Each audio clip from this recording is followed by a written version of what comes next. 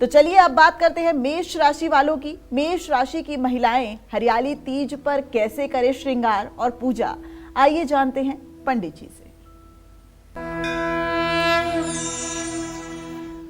देखिए, कल हरियाली तीज पर मेष राशि वाली महिलाएं स्वयं लाल चूड़ियां पहनें, मेहंदी लगाएं और पूरा अपना श्रृंगार करें और भगवान श्री कृष्ण की मूर्ति के सामने घी का दिया जलाएं।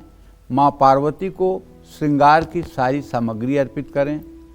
ओम तेजो निधये नमः इस मंत्र का 108 बार जप करें। और अगर किसी शिवालय में जा सकती हैं तो दही से भगवान शिव का अभिषेक कर लें। दही से भगवान शिव का अभिषेक करने से क्रोध शांत होगा और वैवाहिक जीवन में सुख संपदा बढ़ेगी। जय मां विंध्यवासिनी। कल हरियाली तीज पर वृषभ राशि की महिलाएं कैसे करें श्रृंगार और पूजा, आइए जानते हैं पंडित जी से।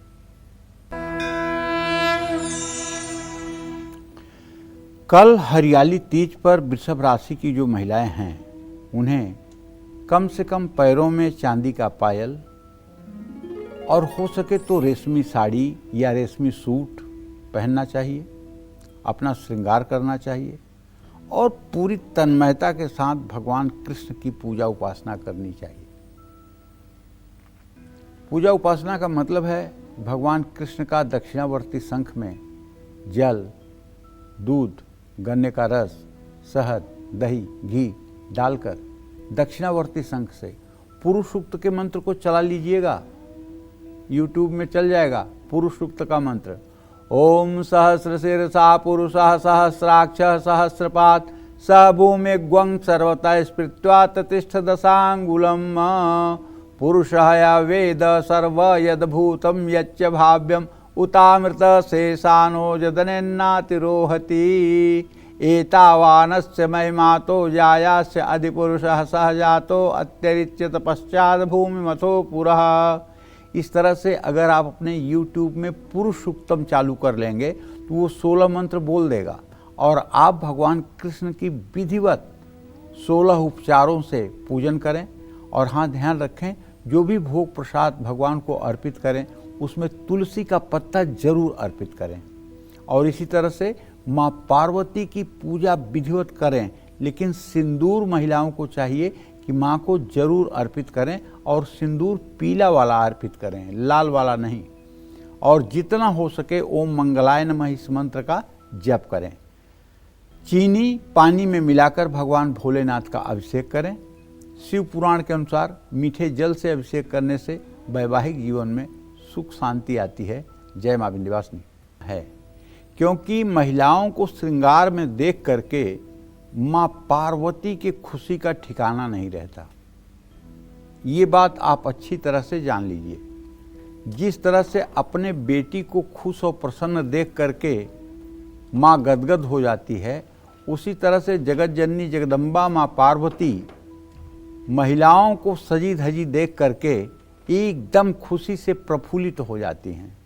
इसलिए कल के दिन सारे दुख दर्द को भूल करके प्रसन्नतापूर्वक अपना श्रृंगार करना चाहिए। और हो सके तो हरे रंग की, अगर मिथुन राशि है तो हरे रंग की साड़ी पहननी चाहिए। माँ दुर्गा को कल सारी वस्तुओं से पूजा करनी चाहिए। पूजा के उपरांत उन्हें एक पान का बीड़ा अर्पित करना चाहिए। हो सके तो पुंगी फल, एक सुपारी भी अर्पित करना चाहिए। भगवान गणेश जी को लड्डू के साथ दुर्वा भी चढ़ाना चाहिए। दिव्य भागवत के अनुसार गणेश जी के दुर्वा अर्पित करने से सभी विघ्नों का शमन होता है। माँ पार्वती को हो सके तो चांदी का मुकुट अर्पित करें, पेड़े का भोग लगाएं। ओम बागीशाय नमः इस मंत्र का जप करें। पानी में चंदन मिला करके भगवान शिव का अगर रुद्र सूक्त बोलते हुए अभिषेक करें तो जीवन की हर मनोकामना पूरी हो सकती है। जय मां विंध्यवासिनी। चलिए अब बात करते हैं कि हरियाली तीज पर कर्क राशि की महिलाएं कैसे करें श्रृंगार और पूजा, आइए जानते हैं पंडित जी से। कल हरियाली तीज पर कर्क राशि वाली महिलाएं रेशमी कपड़े और लाल चुन्नी जरूर पहनें, मेहंदी लगाएं और श्रृंगार करें। गौरी शंकर की प्रतिमा पर 2, 4, 10 दाने हरी मूंग भी चढ़ाएं और माँ पार्वती को शीशे की लाल चूड़ियाँ अर्पित करें। ओम महाभुजाय नमः। इस मंत्र का भी यथासंभव 108 बार जप कर लेना चाहिए। पानी में काले तिल मिलाकर भगवान शिव का अभिषेक करना चाहिए। लिंग पुराण में काले तिल से शिवलिंग का अभिषेक करने को पापनाशक माना गया है। तो इस तरह से अगर आप भगवान शिव माँ पार्वती की कल उपासना करेंगे तो निश्चित रूप से आपकी मनोकामना पूरी होगी और आप अखंड सौभाग्य प्राप्त कर पाएंगी। जय मां विंध्यवासिनी। अब हरियाली तीज पर सिंह राशि की महिलाएं कैसे करें श्रृंगार और पूजा, आइए जानते हैं। कल हरियाली तीज पर सिंह राशि की जो महिलाएं हैं उन्हें बताना चाहूँगा कि आप लाल रंग के रेशमी कपड़े धारण करें और अगर लाल की जगह पिंक कलर हो तो सोने पे सुहागा का काम करेगा। अगर आपके पास रेशमी साड़ी पिंक कलर की न हो और भगवान ने सामर्थ्य दिया हो तो आज खरीद लीजिए पूरा सेट और कल वही साड़ी पहनिए और खूब बढ़िया से भगवान विष्णु की प्रतिमा का पूजन करिए। अपने मोबाइल के YouTube में पुरुष सूक्तम बजा दीजिए और लड्डू गोपाल की प्रतिमा है आपके पास या राधा कृष्ण की प्रतिमा है या राम दरबार की प्रतिमा है या सीताराम की प्रतिमा है तो दक्षिणावर्ती शंख में जल भर करके उनका दिव्य अभिषेक करिए। जल से, दूध से, गन्ने के रस से, शहद से, दही से, घी से अभिषेक करिए। फिर शुद्ध जल से पूरी प्रतिमा को साफ करके और खूब अच्छे से चंदन लगाइए, धूप दीप दिखाइए। अगर भगवान राम या कृष्ण की प्रतिमा है तो जनेऊ भी पहना दीजिए और उसके बाद में धूप दीप से पूजा करिए। उन्हें सुंदर सी थाली में भोजन की सामग्री अर्पित करिए। भोजन में अर्पित करने के लिए एक कटोरी में दही, एक कटोरी में शहद, एक कटोरी में कढ़ी बना करके, थोड़ा सा बासमती के चावल और एक पापड़ और एक चम्मच रख करके भगवान के सामने नैवेद्य निवेदित करिए और एक थाली में कुछ अंगूर, सेब, केला धो करके रख लीजिए और उसमें भी तुलसी का पत्ता डाल करके भगवान के सामने रखिए। एक चांदी की गिलास में पानी रख करके भगवान को पानी का गिलास अर्पित करिए और उसके बाद पान का बीड़ा बना करके उसमें एक लौंग की कली चुभो करके भगवान को पान का बीड़ा भी अर्पित करिए। यदि सीताराम हैं या राधा कृष्ण हैं तो राधा कृष्ण दोनों को एक एक बीड़ा पान का, राम सीता हैं तो दोनों लोगों को पान का बीड़ा। इस तरह से करने के बाद फिर 5 बत्तियों वाले दिए से भगवान की आरती करिए। उसके बाद दोनों हाथों में फूल लेके उनके चरणों में पुष्प अर्पित करिए और हाँ, वो जो पुरुष सूक्त है उसको बजने दीजिए, वो चलता रहे। इससे क्या होगा, एक तो आपके घर का वायुमंडल पॉजिटिव हो जाएगा और दूसरे आपका मन प्रफुल्लित हो जाएगा। क्योंकि वैदिक मंत्रों को सुनने से जो पॉजिटिविटी आती है उसे कोई शब्द नहीं बना हुआ है जो बता सके। और इसी तरह से शिव पार्वती की भी पूजा करनी चाहिए। अगर घर में कर रहे हैं, अगर मंदिर में जा रहे हैं तो वहाँ रुद्र सूक्त चालू करके माँ पार्वती और भगवान शिव की उपासना करिए। माँ पार्वती को सिंदूर, लाल चुनरी, आईना ये सब चीज़ें चाहिए और ओम ब्रभवे नमः का 10-11 बार उच्चारण कर लीजिए। सौंफ पानी में मिलाकर भगवान आशुतोष को अर्पित करिए। पद्म पुराण के अनुसार सुगंधित जल से शिवलिंग का अभिषेक करने पर मनोकामना पूरी होती है, इसमें कोई दो राय नहीं है। जय मां विंध्यवासिनी। अब कन्या राशि वाले कल हरियाली तीज पर कैसे करें पूजा, कैसे करें श्रृंगार, आइए जानते हैं पंडित जी से। कल हरियाली तीज पर कन्या राशि की महिलाएं हरे रंग की साड़ी पहने। साड़ी का पूरा सेट हरे रंग का होना चाहिए। कल हरे कपड़े में नारियल बांध करके किसी देवी मंदिर में अर्पित करें। माँ पार्वती को ड्राई फ्रूट्स का भोग लगाएं। कल माता पार्वती को सिंदूर और काजल जरूर लगाएं। ओम जीवाय नमः इस मंत्र का यथासंभव जप करें। पीली सरसों पानी में डालकर भगवान रुद्र का अभिषेक करें। शिव संहिता में बताया गया है कि सरसों से शिव का अभिषेक शत्रु बाधा को दूर करता है। लेकिन मैं एक बात बहुत स्पष्ट कहना चाहता हूं कि देखिए, जब तक मरणांतक स्थिति न आ जाए तब तक किसी शत्रु को निवारित करने के लिए देवी देवताओं की पूजा नहीं करनी चाहिए। पहली बात तो अगर आप भगवान को समर्पित हैं तो भगवान आपकी शत्रुओं से खुद ही रक्षा कर देंगे, आपको बताने की जरूरत नहीं है। गोस्वामी तुलसीदास जी और भगवान राम के शब्दों की बात है, ताकर सदा करहूँ रखवारी, जिम बालक राखई महतारी। जैसे बालक को माँ रक्षा करती है वैसे मैं अपने भक्तों की रक्षा करता हूँ। तो दुश्मन आपका कुछ बिगाड़े इसके पहले राम जी देख लेंगे। लेकिन अगर कोई मरणांतक स्थिति आपकी आ गई है और आपको पता है कि अब जीवन खतरे में है, तब ऐसी स्थिति में आप भगवान शिव के ऊपर सरसों के तेल का अभिषेक या सरसों का प्रयोग कर सकते हैं। लेकिन किसी को नुकसान पहुंचाने के लिए, किसी को उजाड़ने के लिए यदि ऐसा कर्म आप करेंगे तो इसका दुष्परिणाम आपको ही भुगतना पड़ेगा, क्योंकि भगवान सब जानते हैं कि कौन न्याय पर है, कौन अन्याय पर है। रावण और मेघनाद ने बहुत बार यज्ञ करने की कोशिश की राम को जीतने के लिए, लेकिन हर बार उनका यज्ञ विध्वंस हो गया और उनका सर्वनाश हो गया। इसलिए जो लोग पूजा पाठ करके किसी को नुकसान पहुंचाना चाहते हैं, किसी को दुख देना चाहते हैं, वो लोग अधम लोग हैं, वो लोग पापी लोग हैं, वो लोग अपना जीवन बर्बाद कर रहे हैं। जो लोग दूसरों को पूजा पाठ करके देवी देवताओं के माध्यम से कष्ट देना चाहते हैं, दुख देना चाहते हैं, बर्बाद करना चाहते हैं, आप विश्वास करिए ऐसे लोगों की बड़ी दुर्गति होती है। पूजा पाठ करना चाहिए तो इस भावना से कि सर्वे भवन्तु सुखिनः, सर्वे सन्तु निरामया, सर्वे भद्राणि पश्यन्तु माँ कश्चित् दुर्भाग् भवेत्। संपूर्ण चराचर जगत के कल्याण की कामना से पूजा करनी चाहिए। बल्कि पूजा मत करिए, लेकिन दुश्मन से बदला लेने के लिए, दुश्मन को तहस नहस करने के लिए पूजा मत करिए। भगवान शिव ने स्वयं कहा है, उमा क्षमा श्रापहु ते भारी, अपने कर्म जाई अपकारी। अगर आपका कोई अहित किया है तो आप क्षमा करके देख लीजिए, आपका क्षमा उसके लिए दंड से बड़ा दंड हो जाएगा।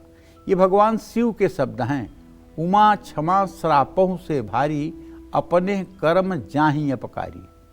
अपकार करने वाले, दूसरों को दुख पहुंचाने वाले, अगर उन्हें आप क्षमा कर दें तो वो श्राप से भी ज़्यादा आपका क्षमा उनके लिए दुखदायी हो जाएगा। आप फिर क्यों पाप के भागीदार बनेंगे? आप क्यों अपने मन में सोचेंगे कि उनका नुकसान हो जाए या उन्हें सजा मिल जाए? क्यों करेंगे? ऐसा नहीं करना चाहिए, इससे पुण्य कम होता है। जय मां विंध्यवासिनी। तो अब बात करते हैं तुला राशि वालों की। कल हरियाली तीज पर तुला राशि की महिलाएं कैसे करें श्रृंगार और कैसे करें पूजा, बताएंगे पंडित जी। कल हरियाली तीज पर तुला राशि वाली महिलाएं चांदी के आभूषण, रेशमी कपड़े जरूर धारण करें। कल शिवलिंग पर संध्या के समय शुद्ध घी का दिया जरूर जलाएं। कल के दिन जो भी महिलाएं इस व्रत को करें, उनसे मेरा हाथ जोड़ के निवेदन है कि आप अपने पैरों में आलता जरूर लगाएं, आप अपने हाथों में मेहंदी जरूर लगाएं, आपके गले में यदि विवाहित हैं तो मंगलसूत्र जरूर रहे, आपके मांग में पीला सिंदूर जरूर रहे यदि आप विवाहित हैं तो, आपके कान में, नाक में, जहाँ भी आभूषण की जरूरत है, यदि आपके पास आभूषण है तो जरूर रहे। और आप पूरे दिन प्रसन्न रहें, खुश रहें, हंसती रहें। दुखों को दूर करके भी एक्टिंग की जा सकती है और ये जीवन ही एक्टिंग करने के लिए मिला है। यहाँ न कोई किसी की पत्नी है, न कोई किसी का पति है, न कोई किसी का पुत्र है, न कोई किसी का पिता है। ये सब रिश्ते जो दिखाई दे रहे हैं ना, ये स्वप्न के रिश्ते हैं। यहाँ आप एक्टिंग करने के लिए आए हैं। कोई पति की एक्टिंग कर रहा है, कोई पत्नी की, कोई बहन की, कोई भाई की। एक दिन आंख बंद होगी, सारा ड्रामा समाप्त हो जाएगा।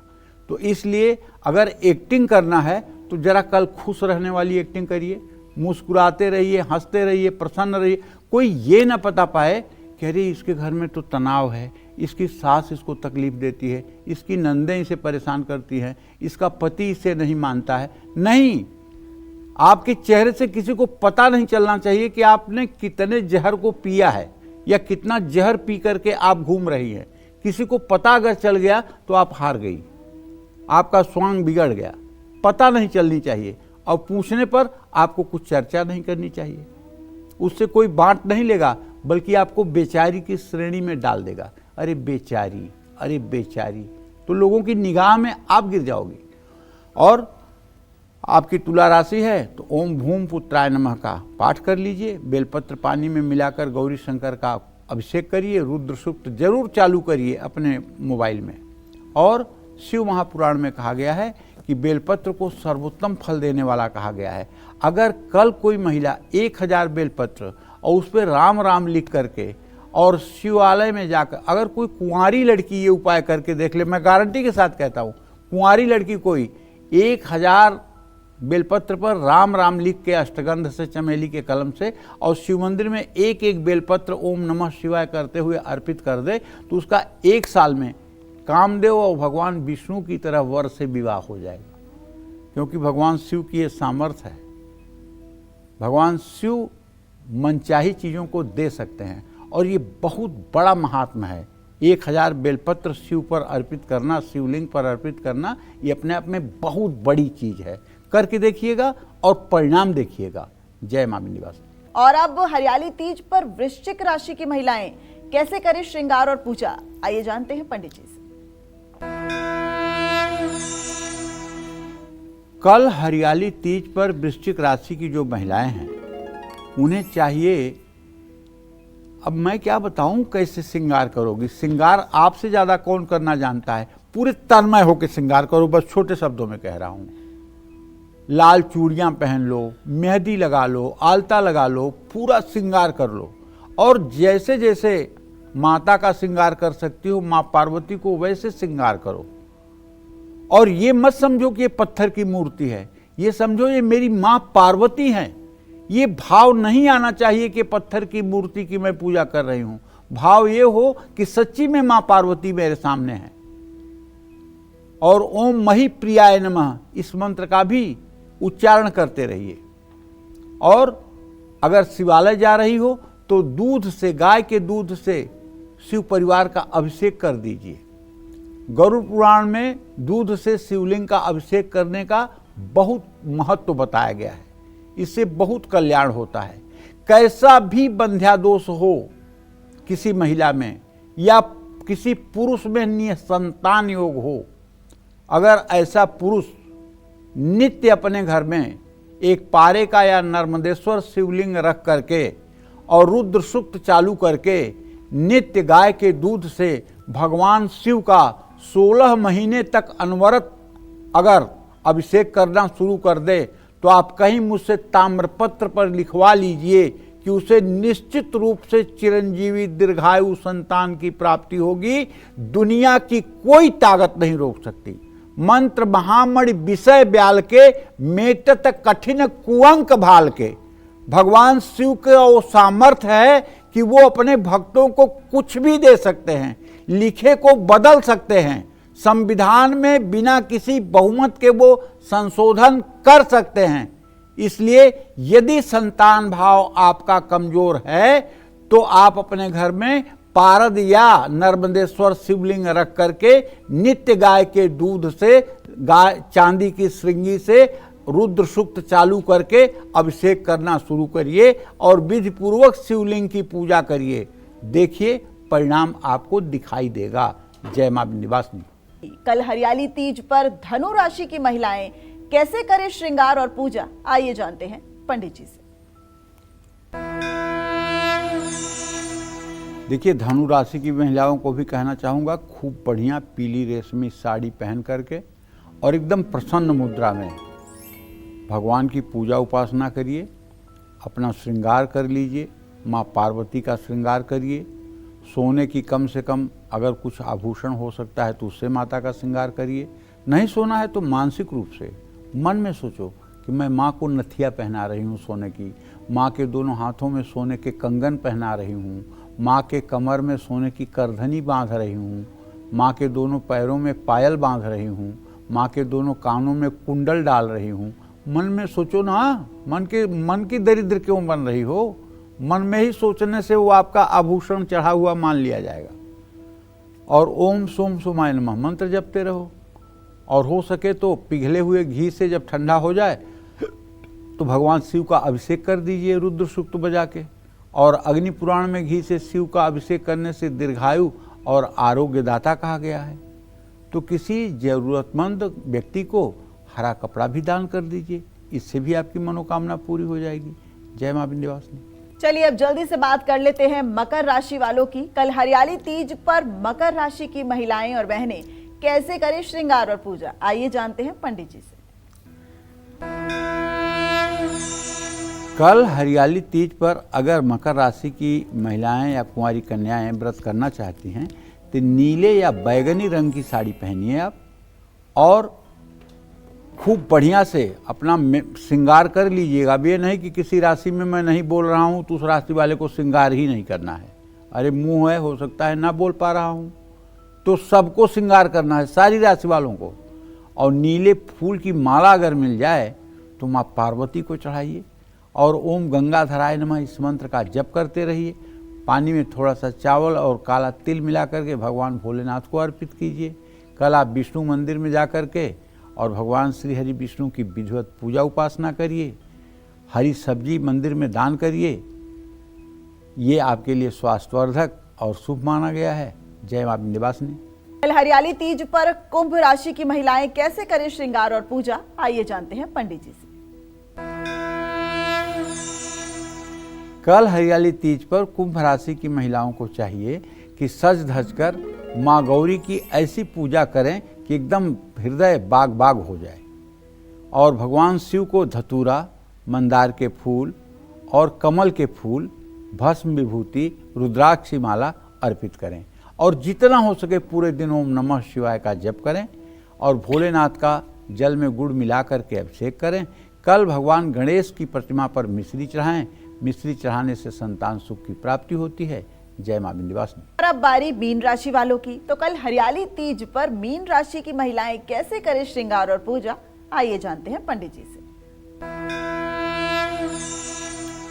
मीन राशि की महिलाओं को भी चाहिए कि कल एकदम सज धज कर पीली साड़ी में एकदम देवी बन जाएं और माँ पार्वती का श्रृंगार सोने के आभूषण से करें। सोना 1 लाख रुपए में 10 ग्राम है, कहाँ मिलेगा इतना चढ़ाने के लिए?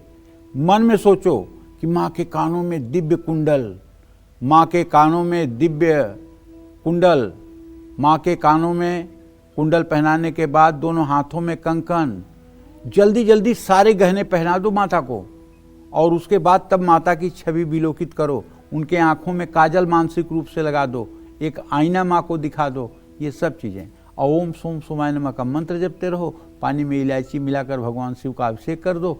शिव मंदिर में हो सके तो कुछ दान कर दो, और लौकी हो सकता है मंदिर के पुजारी को दान कर दो, इससे सारा रोग दोष समाप्त होगा। जय मां विंध्यवासिनी।